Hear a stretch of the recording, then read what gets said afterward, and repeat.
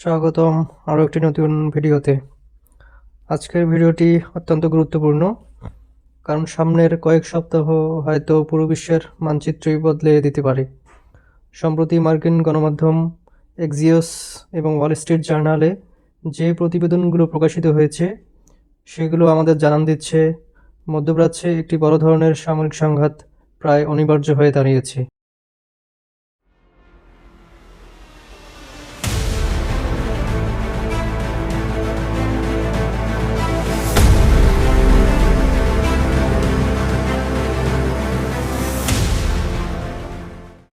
কিন্তু প্রশ্ন হলো, কেন হঠাৎ এমন পরিস্থিতি? কেন বলা হচ্ছে আমেরিকা ও ইসরায়েল একদিকে আর ইরান, রাশিয়া ও চীন অন্যদিকে? দুটি বিশাল শক্তির জোট মুখোমুখি দাঁড়িয়ে কেন হরমুজ প্রণালী বন্ধ হলো? আর এই 500 যুদ্ধবিমান, দুটি এয়ারক্রাফট ক্যারিয়ারের জমায়েতের অর্থ কী? আজকের এই ভিডিওতে আমরা সেই গভীর বিশ্লেষণই করব।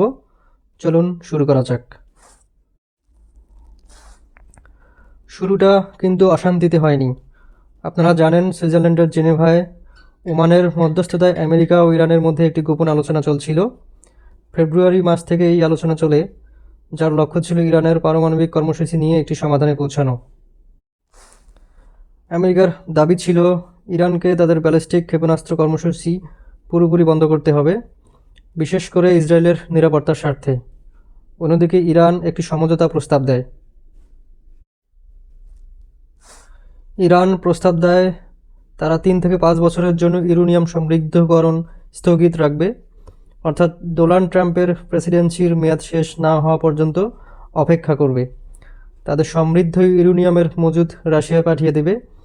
এর বিনিময়ে ইরানের উপর থেকে অর্থনৈতিক নিষেধাজ্ঞা তুলে নিতে হবে এবং তাদের তেল বিক্রির আটকে পড়া অর্থ ছেড়ে দিতে হবে। কিন্তু এই প্রস্তাবে ট্রাম্প রাজি হননি। এর পেছনে বড় ভূমিকা ছিল ইসরায়েলের প্রধানমন্ত্রী নেতানিয়াহু ট্রাম্পের উপর চাপ সৃষ্টি করেন যাতে ইরানের সামরিক শক্তি পুরোপুরি ধ্বংস না করে কোনো চুক্তি না করা হয়। এই কারণেই সম্প্রতি মার্কিন ভাইস প্রেসিডেন্ট জেডি ভান্স বলেছেন, কূটনীতি তার শেষ সীমায় পৌঁছেছে। আলোচনা ভেঙে যাওয়ার পরপরই ঘটতে থাকে একের পর এক ঘটনা। ইরান ঘোষণা দেয় তারা সামরিক মহড়ার জন্য হরমুজ প্রণালী সাময়িক বন্ধ করছে। এটি ছিল সরাসরি ট্রাম্পের উদ্দেশ্যে বার্তা। বিশ্বের 20% তেল সরবরাহের এই রুট বন্ধ করে দেওয়া হবে, যা গোটা বিশ্ব অর্থনীতিকে ধসিয়ে দিতে পারে। আর আমেরিকাও চুপ থাকেনি। ট্রাম্প সঙ্গে সঙ্গে নির্দেশ দেন মধ্যপ্রাচ্যে 50টির বেশি F-35 ও F-22 র্যাপ্টার যুদ্ধবিমান পাঠানোর। সর্বশেষ খবর বলছে এই সংখ্যা এখন বেড়ে 300 ছাড়িয়েছে এবং ইসরায়েলকে যুক্ত করলে সংখ্যা 500 পর্যন্ত পৌঁছাতে পারে। শুধু তাই নয়, বিশ্বের সবচেয়ে বড় বিমানবাহী রণতরী জেরাল্ড ফোর্ডকে মরক্কোর উপকূল থেকে উপসাগরের দিকে পাঠানো হয়েছে, যাতে আরব সাগরে অবস্থানরত আব্রাহাম লিঙ্কনের সঙ্গে যোগ দিতে পারে। দ্বিতীয় বিশ্বযুদ্ধের পর এই অঞ্চলে এত বড় সামরিক শক্তি জড়ো করা হয়নি। এখন প্রশ্ন হলো, এত বড় শক্তির মুখে ইরান একা লড়াই করছে? না, মোটেও না। চীন এখানে সরাসরি নেমে এসেছে। কয়েক সপ্তাহ ধরে চীনের Y-20 কার্গো বিমানগুলো ইরানে অজানা সরঞ্জাম পাঠাচ্ছে। সামরিক বিশ্লেষকদের মতে এর মধ্যে সবচেয়ে গুরুত্বপূর্ণ হল YLC-8B রাডার, যাকে বলা হচ্ছে স্টেলথ শিকারী। এই রাডার 350 কিলোমিটার দূর থেকে আমেরিকার F-35 এর মতো অদৃশ্য যুদ্ধবিমান শনাক্ত করতে পারে। এছাড়াও চীন তাদের বেইদু উপগ্রহ নেভিগেশন ব্যবস্থা ইরানকে ব্যবহার করতে দিয়েছে। এখন ইরানের ক্ষেপণাস্ত্রগুলো আর গুগল ম্যাপস বা জিপিএসের উপর নির্ভর করে না। তারা চীনের এই সুনির্দিষ্ট সিস্টেম ব্যবহার করছে, যা আমেরিকার বিমানবাহী রণতরীকে নিখুঁতভাবে লক্ষ্যবস্তু করতে সক্ষম। এমনকি সম্প্রতি ইরানে যে ইন্টারনেট বিচ্ছিন্ন করা হয়েছিল, সেই প্রযুক্তিও চীনের দেয়া। শুধু চীন নয়, রাশিয়াও তাদের বাল্টিক নৌবহরের স্ট্রয়কি ফ্রিগেট পাঠিয়েছে ইরানের বন্দর আব্বাসে।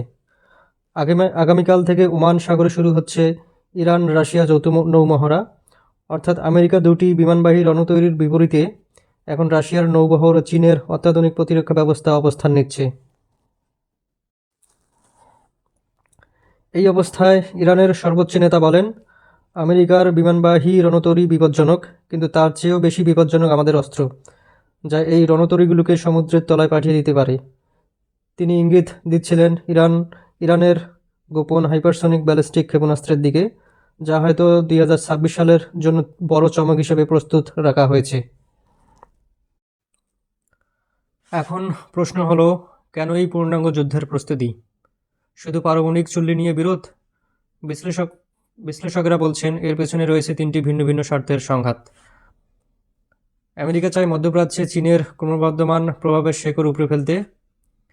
ইসরায়েল চায় ইরানের শাসন ব্যবস্থা উৎখাত করে গ্রেটার ইসরায়েল গঠনের পথ সুগম করতে এবং আরব বিশ্বে নিজের আধিপত্য বিস্তার করতে। অন্যদিকে ইরান নিজের অস্তিত্ব রক্ষার জন্য চীন ও রাশিয়ার সাথে এক অভূতপূর্ব সামরিক জোট গড়ে তুলছে, কারণ ইরানের পতন মানে এই অঞ্চল থেকে চীন ও রাশিয়ার বিদায়। তাহলে বলাই যায়, সামনে যা ঘটতে যাচ্ছে তা শুধু ইরান বা ইসরায়েলের মধ্যে সীমাবদ্ধ থাকবে তা না। এটি একটি ভূ রাজনৈতিক বিস্ফোরণ হতে চলেছে, যার প্রভাব পড়বে গোটা বিশ্বের অর্থনীতি, জ্বালানি সরবরাহ ও নিরাপত্তার উপর। কয়েকদিনের মধ্যেই আমরা দেখতে পারি মধ্যপ্রাচ্যের মানচিত্র পুরোপুরি বদলে যাচ্ছে।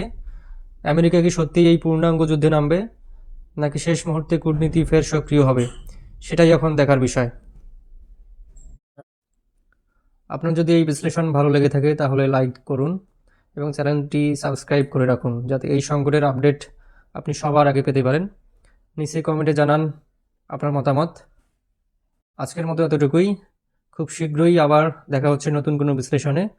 ততক্ষণ পর্যন্ত নিজের খেয়াল রাখবেন।